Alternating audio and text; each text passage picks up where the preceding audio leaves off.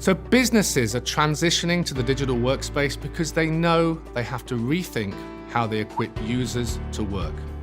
They have to be able to respond faster to changing user and business requirements, and they need to improve user experience because they know that it drives better employee engagement and, in turn, productivity.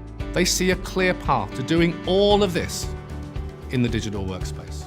Most businesses began their digital workspace journey some time ago with a collection of new capabilities. Now, we often see that the earliest and the quickest successes for our customers come from linking those existing functions and capabilities together in a seamless manner.